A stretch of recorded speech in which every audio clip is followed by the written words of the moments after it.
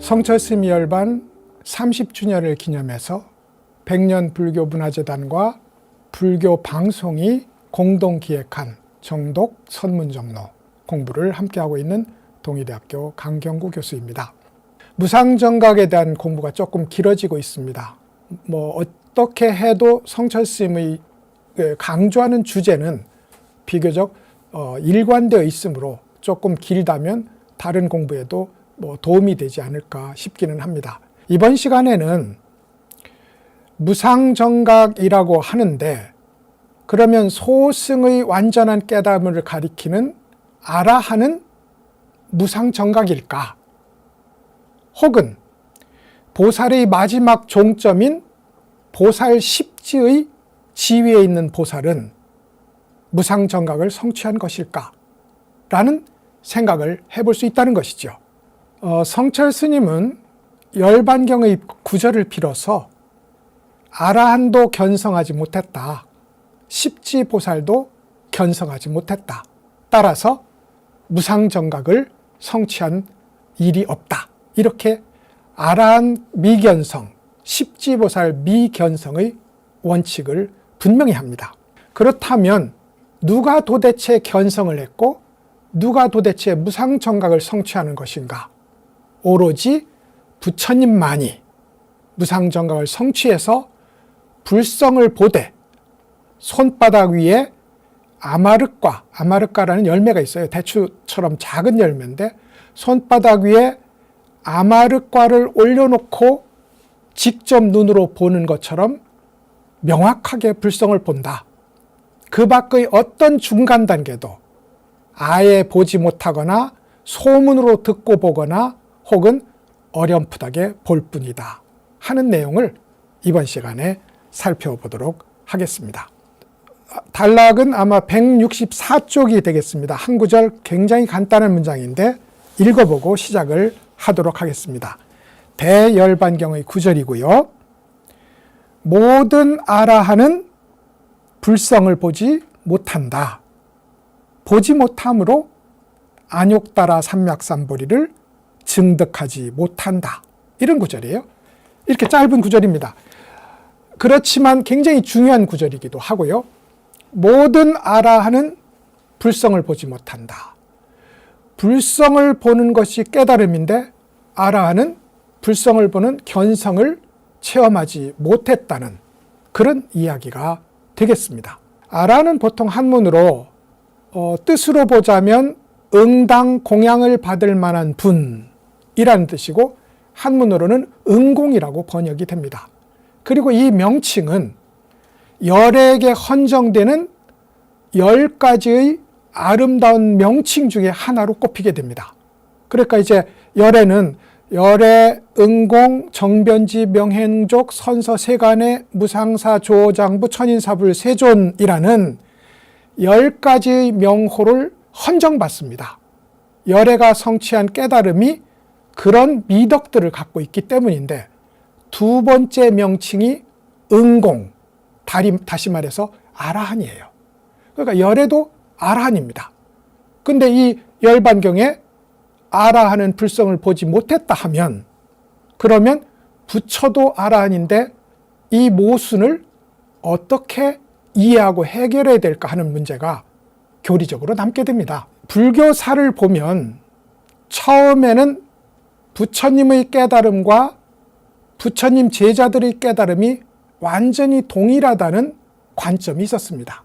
그래서 부처님께서 처음 성도를 한 뒤에 깨달음을 성취한 뒤에 자신을 따르던 5비구를 찾아가요. 그리고 나서 스스로 체험한 연계의 법을, 사성제의 법을 이들에게 설합니다. 그리고 나서 교진여 등을 포함한 5명의 비구가 번뇌의 집합이라는 이 집제가 곧 번뇌가 소멸하는 멸제와 완전히 동일하다. 다시 말해서 번뇌가 곧 보리다 하는 이 깨달음을 얻고 감탄해서 입 밖으로 소리를 냅니다. 아마 소리를 쳤겠죠. 부처님께서 그걸 듣고 나서 이렇게 말합니다. 이제 이 세상에 나와 같은 깨달음을 성취한 자가 여섯이다. 부처님 하나와 다섯 비구 다섯을 합하니 6명이 동일한 무상정각을 깨달았다는 그런 인정을 하는 구절이 나옵니다. 그러면 교진여 등을 포함한 다섯 비구는 분명히 부처님이 나와 동일한 깨달음을 얻었다고 했으므로 그 깨달음을 견성하지 못했다고 하는 것은 부처님의 말에 대한 부정이 되므로 곤란합니다. 그래서 이제 그런데도 점점점 대승으로 발전해 가면서 부처님과 아라한의 수준을 차이가 나는 것으로 나누기 시작합니다. 그래서 아라한은 점점점 낮은 차원의 깨달음을 가리키고 부처님은 나아가서 대승불교의 깨달은 사람들은 아라한보다 훨씬 높은 깨달음을 성취했다는 교리를 확립한다고요. 근데 이제 성철 스님의 입장에서는 이게 참 곤란한 문제입니다. 왜냐하면 그야말로 대승불교가 천하를 뒤덮었을 때는 이렇게 말해도 아무 문제가 없었어요. 근데 이제 성철 스님의 시대가 되면 벌써 대승불교의 진실성을 의심하는 견해들이 나타나기 시작합니다. 그게 특히나 일본에서 일어났던 대승 비불설 논의였어요. 대승은 부처님의 입에서 나온 말씀이 아니다. 그러므로 결론은 진실이 아니다. 라고까지 건너가는 소위 비판불교를 중심으로 한 대승 비불설이 대승 천하였던 이 판도에 큰 흔들림을 가져오는 겁니다. 성철 스님은 그것을 봤어요. 그래서 대승만을 주장하다 보면 거꾸로 대승의 비진실성을 증명하는 일이 일어나겠구나. 그런 점에서 대승의 진실성, 진리성을 분명하게 증명하려면 대승불교, 선불교 역시 부처님의 초기 경전에서 말씀하신 얘기와 요만큼도 차이가 있어서는 안 되겠다. 이런 관점으로 백일 법문을 설했고 스스로의 참선 이론을 자신의 실천에 바탕한 것이기는 하지만 이런 점을 전제로 해서 성철선의 이론을 확립시켜 나가게 됩니다. 그러니 아라한이 견성하지 못했다 하는 이 열반교의 구절을 설명할 필요성이 성철스님에게 제기된 겁니다. 성철스님은 이 문제를 이렇게 해결합니다. 견성하지 못한 아라한은 분명히 있다. 그것은 소승불교는 이제 부파불교 시대에 이제 이 소위 이론 중심의 공부를 하던 이 그룹을 소승이라고 부른다는 거죠. 소승불교의 그룹에서 일어나는 깨달음은 의식적, 표층적 차원의 번뇌를 걷어내는 일에 모든 궁극의 가치를 부여했으므로 결국 심층의 무의식을 그 뿌리를 제거하지 못한 불완전한 견성이다. 그런 의미에서 불성을 보지 못했다고 한다. 그렇지만 부처님 당시에 교진여 등과 같이 가섭이나 안한존자와 같이 깨달음을 직접 얻고 부처님에게 인가받거나 혹은 위의 조사들에게 인정받았던 부처님 시대의 아라한들은 대력 아라한이다. 그러니까 소승 아라한은 견성하지 못했고 그들의 깨달음은 무상정각이 아니다. 그렇지만 교진여와 마하가섭 등의 아라한은 대력 아라한이고 이들은 당연히 선불교의 조사들처럼 견성을 했고 무상정각을 성취했다는 이제 아라한을 둘로 규정함으로써 이 모순을 해결하고자 합니다. 그래서 이제 성철 스님에게 있어서는 늘 아라한이라고 할 때 소승 아라한인지 대력 아라한인지가 아주 중요한 문제가 되는 겁니다. 어찌됐든 이렇게 소승 불교의 궁극적 목적지인 아라한도 아랴식의 차원에서 보면 깊은 심층의 아랴식을 타파했는지를 기준으로 보면 그들은 아직 멀었다. 이것이 아라한 미견성의 원칙이 됩니다. 그렇다면 보살은 어떻느냐? 이거죠. 그래서 역시 짧은 글인데 166쪽의 한 문장을 또 인용을 해보도록 하겠습니다. 이렇게 돼 있어요. 보살이 제10지의 지위에서도 불성을 명료하게 알고 보지 못하는데 하물며 성문과 연각이 볼 수 있겠느냐 이 말이에요. 제10지의 보살, 이게 보살의 종점입니다. 이 뒤에는 혹은 등각을 설정하기도 하지만 화엄의 지론에 의하면 10지 보살이 끝이고 바로 그 뒤에 부처의 지위가 나오게 됩니다. 그러니까 부처의 마지막 지점에 가장 접근한 제10지 보살의 지위에서도 불성을 명료하게 보지 못한다. 그러니 10지 보살과는 거리가 멀고도 먼 성문 연각의 아라하니 어떻게 불성을 볼 수 있겠느냐. 이것이 이제 10지 보살 미견성의 원칙이다. 이렇게 저는 부르고 싶은 겁니다. 아까는 아라한 미견성의 원칙, 이것은 10지 보살 미견성의 원칙이라고 부를 수 있겠다. 10지 보살은 분명히 무엇인가는 봤지요. 그러니까 마지막 남은 구름 한 점만 걷어내면 되는 것이고 그 한 점의 구름이 남아있는 이 일을 가리켜서 명료하게 보지 못했다고 했습니다. 보기는 본 겁니다. 그런데 이제 명료하게 보지 못했다. 어떻게 명료하게 보지 못하느냐? 맹인들이 말입니다. 코끼리를 만났어요. 그러니까 어떤 맹인은 코끼리의 배를 만지고 벽과 같다고 하고 어떤 이는 코끼리 다리를 만지고 기둥 같다고 하고 어떤 이는 코끼리 코를 만지고 새끼줄 같다고 얘기합니다. 그런데 모르는 사람이 혹은 그 전모를 아는 사람이 이 말을 들으면 피식하고 웃을 수밖에 없는 겁니다. 그 말이 틀리지는 않지만 정답은 아닌 겁니다. 이게 명료하게 보지 못한 일에 속합니다. 이와 관련해서 이런 얘기가 전합니다. 한 왕자가 전국의 어지러움을 피해서 타국으로 말하자면 망명을 떠나는데 그때 이 나라를 지키는 보검 한 자루를 손에 들고 나갑니다. 우리나라의 만파식적처럼 이 보검이 있어야 나라가 영속할 수 있는 그런 신기한 보물이었어요. 근데 이제 이 국가에서는 그래서 근심이 그야말로 넘치게 됩니다. 저 보검이 없는 한 우리나라의 운명 동안 풍전등화다. 이거죠.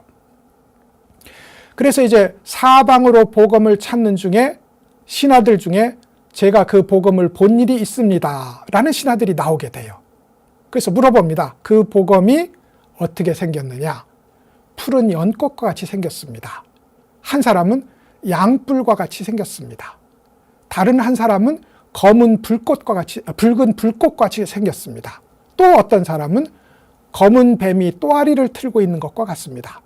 그러니까 이제 이 칼의 모양은 한번 상상해 보시면 반듯한 우리가 아는 그 칼이 아니라 회오리처럼 이렇게 휘말려 올라가는 날을 갖고 있던 그런 칼이었을 거예요. 인도에 그런 칼이 있거든요.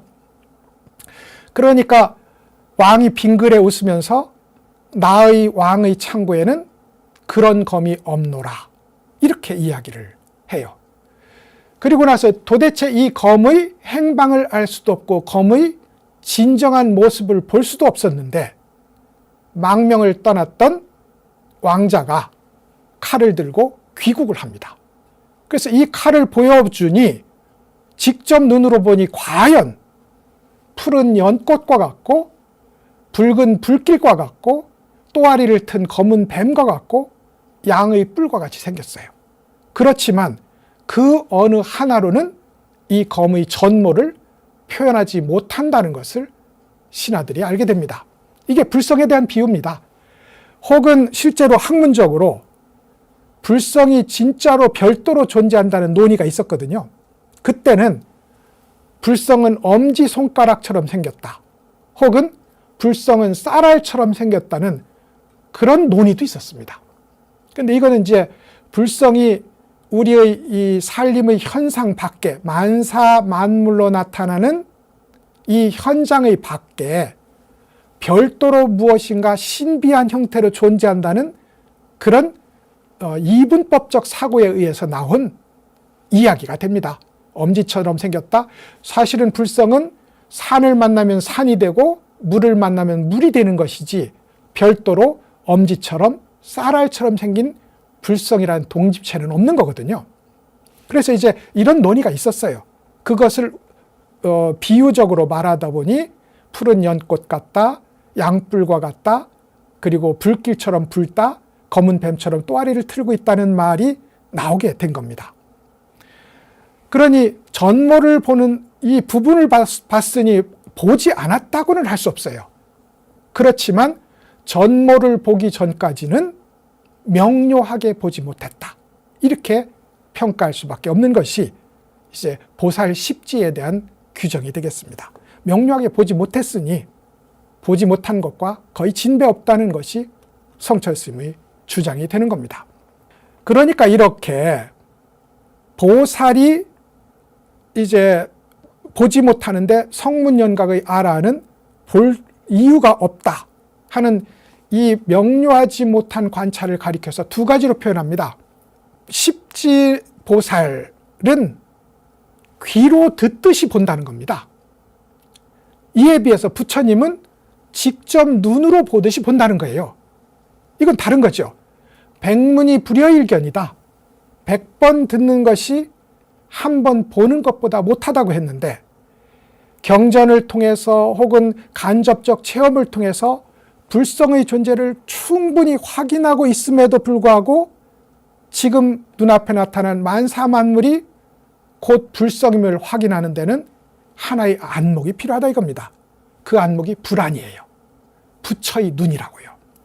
우리 눈에는 5가지 눈이 있다고 보통 불교에서는 이야기를 합니다. 우리 같은 범부들도 갖고 있는 유관이 있을 것 같고요. 수행을 통해서 통찰력이 높아져서 공간을 뛰어넘어서 보는 천안이 있는 경우도 있습니다. 그리고 이제 지혜를 닦아서 우리가 고집하는 이 존재가 사실은 실체가 없는 인연의 조합물에 불과하다는 것을 보는 해안이 있기도 하고, 또한 나아가서 이 세상 전체가 부처가 드러난 자리이고 거기 역시 쌀알이니 엄지손톱이니 하는 말을 붙일 자리가 없는 실체가 없는 자리다 하는 것이 이제 법안이 될 겁니다. 그리고 이제 모든 세상에서 부처를 발견하는 이 일을 가리켜서 불안이라고 한다고요. 근데 십지보살은 구지보살은 귀로 듣고 십지보살은 눈으로 보지만 명료하지 못하고 오로지 부처만이 손바닥에 아마르과라는 작은 과일을 올려놓은 것처럼 명료하게 본다. 이게 이제 불성을 보는 일의 차이점에 해당합니다. 귀로 듣듯이 보는 구지보살은 눈이 부처의 불성을 보는 눈이 없으므로 귀로 들어야 됩니다. 십지보살은 말하자면 취한 사람이 몽롱한 눈으로 세상을 보는 것처럼 흐릿하고, 건강하지 못한 사람이 밤샘 노름을 하다가 새벽에 문을 열고 나온 것처럼 세상이 흐릿하고, 그리고 이제 이들이 그 흐릿한 것을 보았다고 하면 이런저런 착각이 일어나므로 결국 명료하게 보지 못한 것은 견성하지 못한 것이다 라는 성철스님의 규정이 여기에 더해지게 됩니다. 그러면 이제 거듭 얘기되는 것이지만 왜 이런 흐릿함이 나오느냐? 분명히 팔지보살, 구지보살, 십지보살은 우리가 번뇌망상이라고 부르는 의식의 간섭 현상이 모두 사라진 존재입니다. 그러니까 누가 봐도 그이는 번뇌가 없어요. 그런데 스스로 알지 못하는 번뇌의 씨앗, 이게 제8아레아식의 3가지 미혹이라고 부르는 겁니다.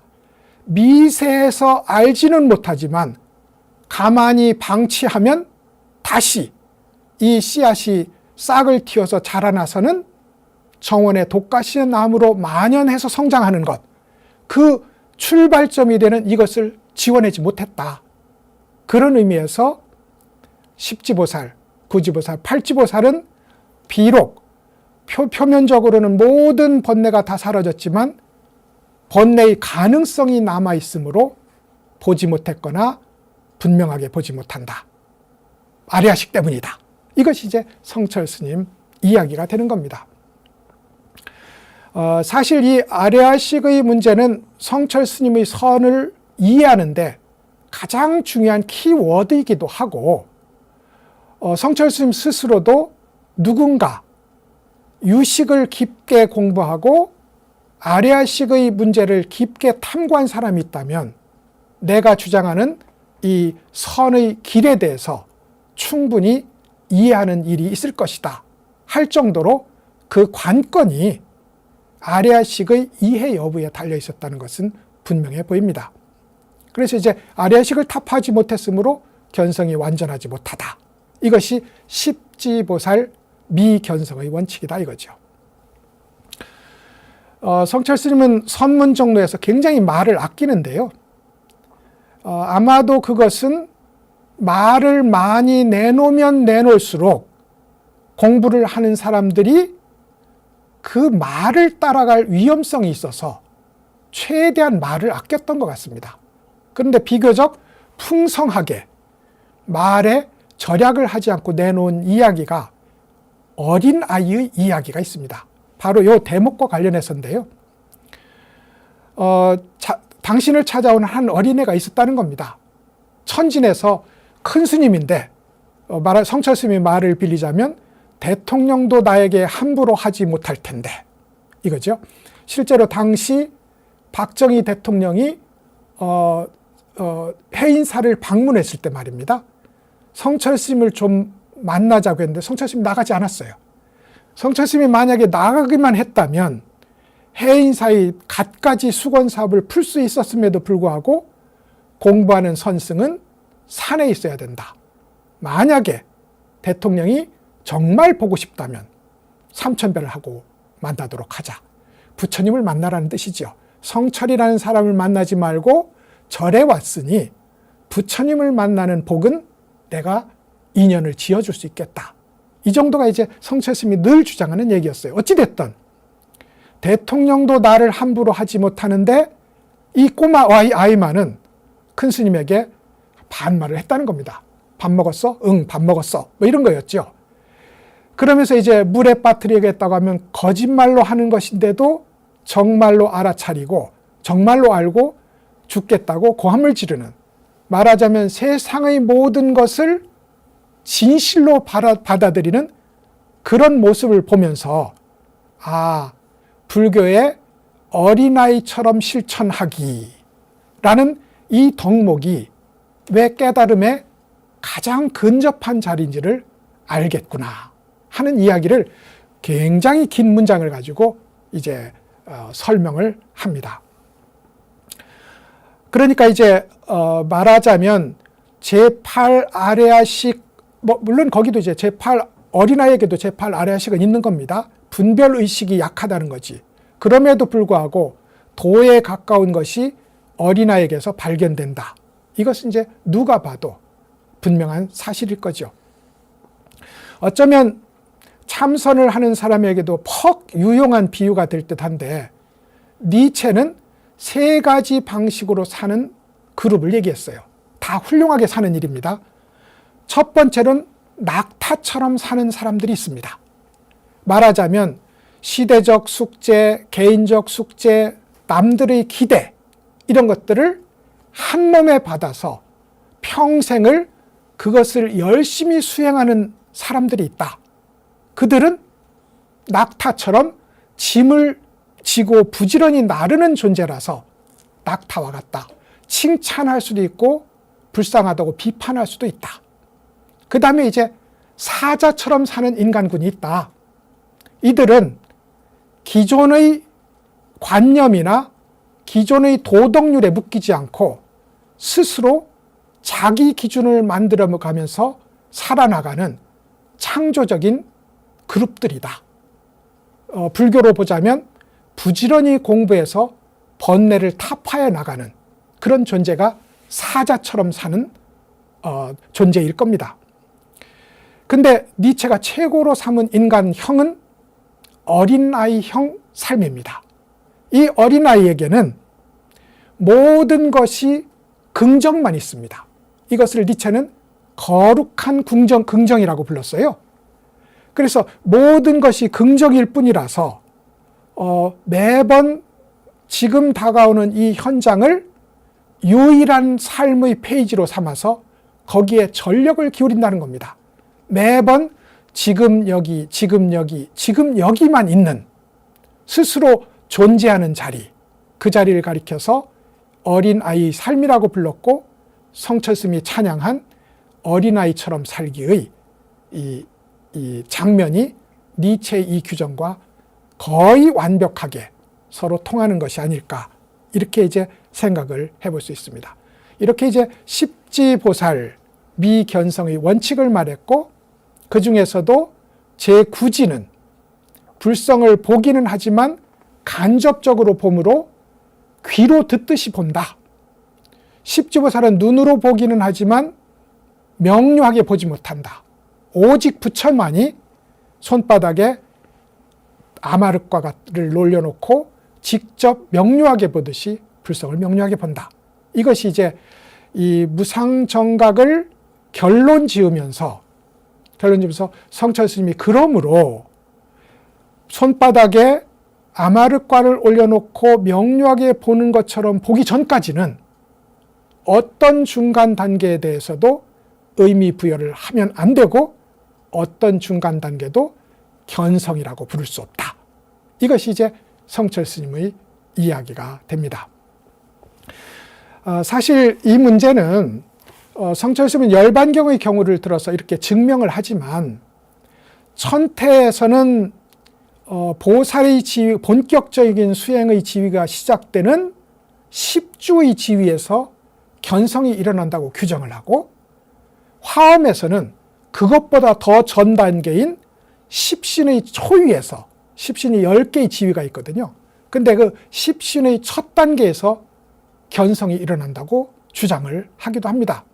그러니까 성철스님은 열반경의 경우를 들어서 증거를 삼은 것이지, 그것이 화엄에도 천태에도 모두 적용되는 것은 아니다. 그러면 화엄과 천태와 이 열반경의 다른 점을 우리는 어떻게 수용할 것이냐. 각자 주장하고 이끌려고 하는 의도가 달리 있어요. 그리고 열반경의 십지 미견성의 이 원칙은 십지 불처님의 자리에 도달하기 전까지는 어떤 단계에도 의미를 부여해서는 안 된다는 그 주장이었고, 그것이 성철스님의 체험과 성철스님의 이론에 딱 맞아떨어져 있기 때문에 그것을 인용했다고 이해를 하면 될 것 같습니다. 그러니까 성철스님은 비록 열반경을 들어서 스스로 증명했다고 하지만, 만약에 누군가 천태나 화엄의 논의를 들어서 성철스님의 이 주장을 부정한다면 논의의 논의가 꼬리를 물고 일어나서 결국 불교 공부 실천은 뒤로 하고 논의에만 빠지는 일이 있게 된다. 그러므로 왜 이 말씀을 했는지를, 그 의도를 읽어내는 것이 우리에게는 훨씬 더 품이 덜 들고 효과가 더 많이 나는 공부의 길이 아니겠느냐. 무상정각의 공부를 마감을 하면서 정리를 해보면서 이렇게 이제 생각을 해볼 수가 있겠습니다. 공부의 연결이 조금 이상하기는 하지만 이 정도에서 무상정각의 공부를 마치고 제5장 무생법인에 대한 공부로 바로 들어가도 될 것 같습니다. 무생법인이라는 것은 우리의 만사만물 모양으로 드러난 이 현장은 사실은 생성소멸, 생성소멸을 반복하는 자리잖아요. 그래서 이 자리를 생멸법이라고 부릅니다. 그런데 이렇게 다종다양한 모양을 짓고 나타나는 이 생멸의 현상으로 나타난 이 현장들이 사실은 불생불멸인 열애의 마음, 진여, 불성이 나타난 자리라는 겁니다.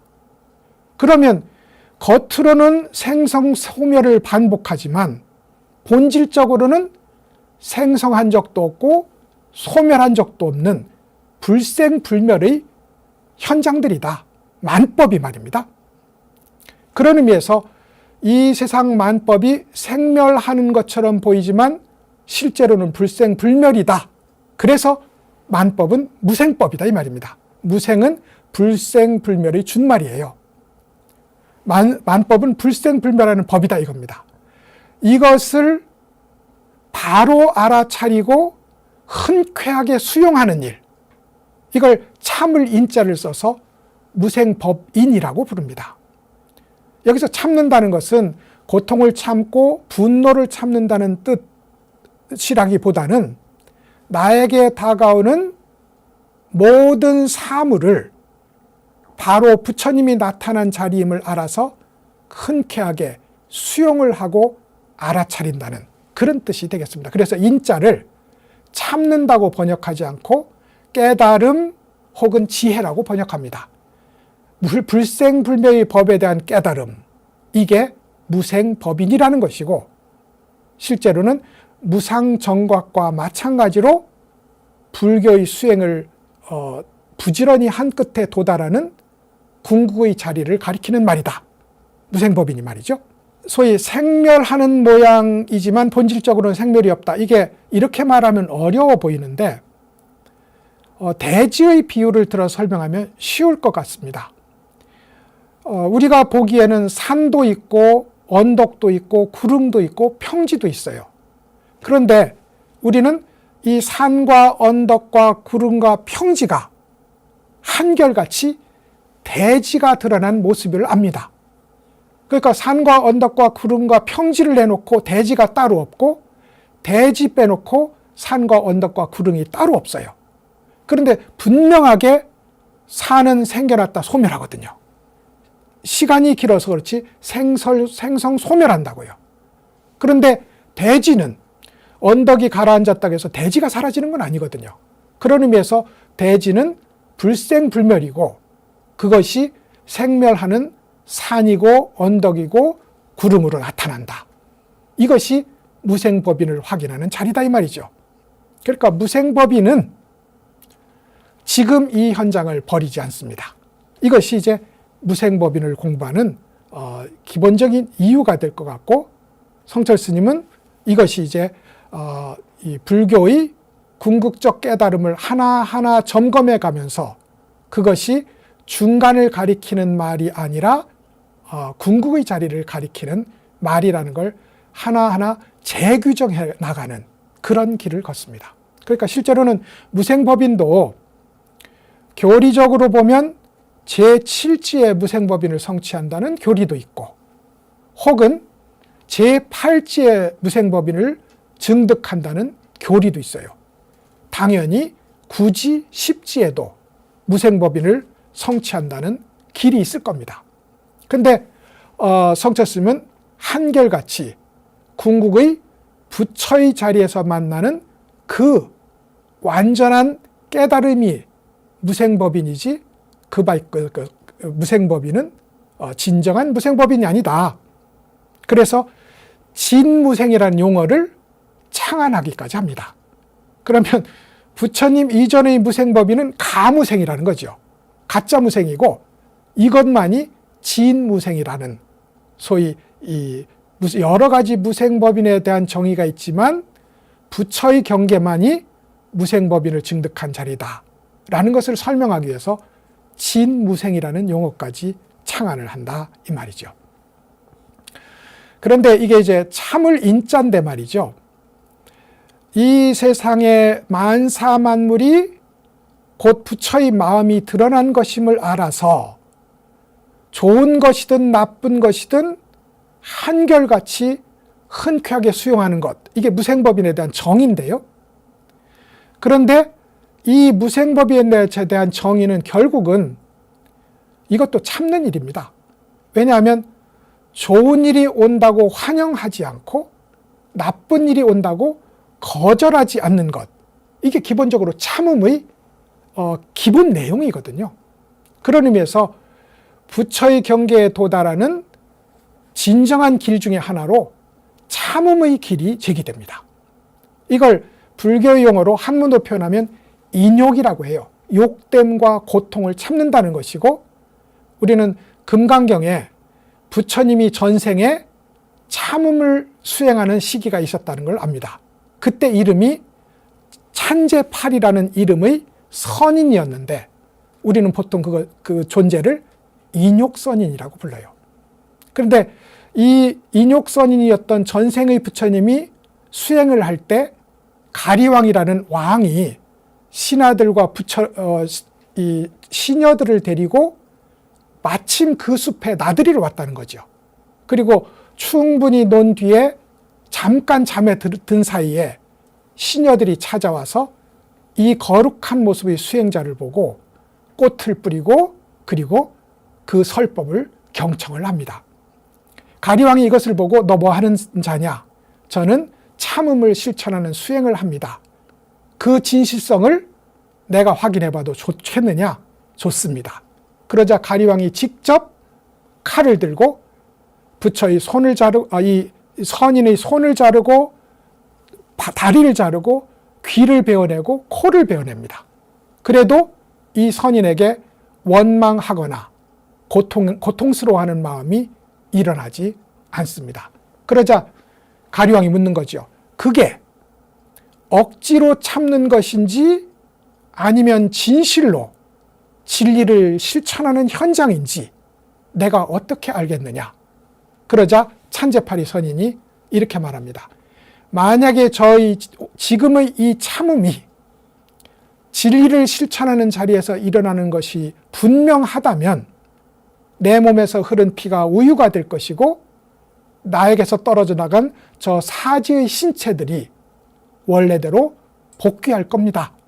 그리고 그 말이 끝나자마자 대지에 흐른 피가 우유로 변하고 흩어졌던 지체들이 원상으로 회복되는 일이 일어났다는 거죠. 그리고 이제 그 인연으로 이 가리왕은 찬제팔이 선인을 높이 받들고 공양을 모셨다.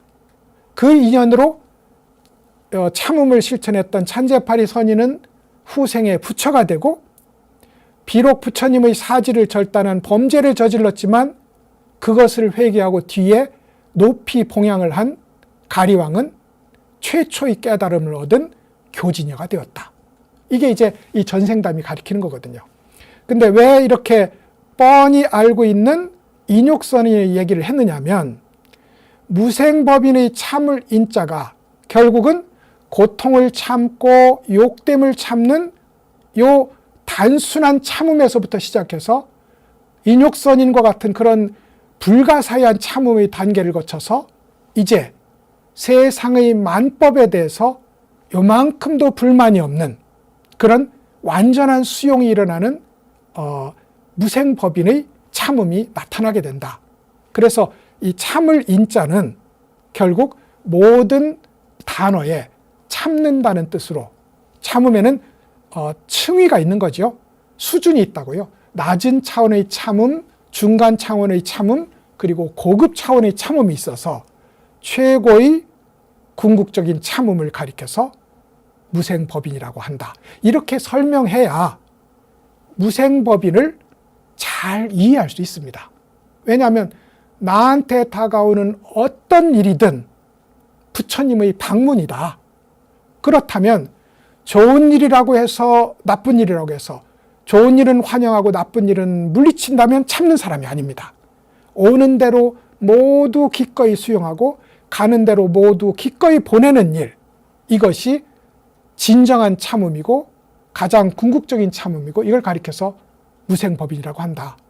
그러니까 여러 단계의 참음이 있는데 성철 스님은 완성의 참음만이 진정한 무생법인이고 그 무생법인을 성취하는 자리를 향해서 우리가 부지런히 나아가야 된다 하는 이제 법문을 설하는 것으로 무생법인의 설법을 시작하게 됩니다.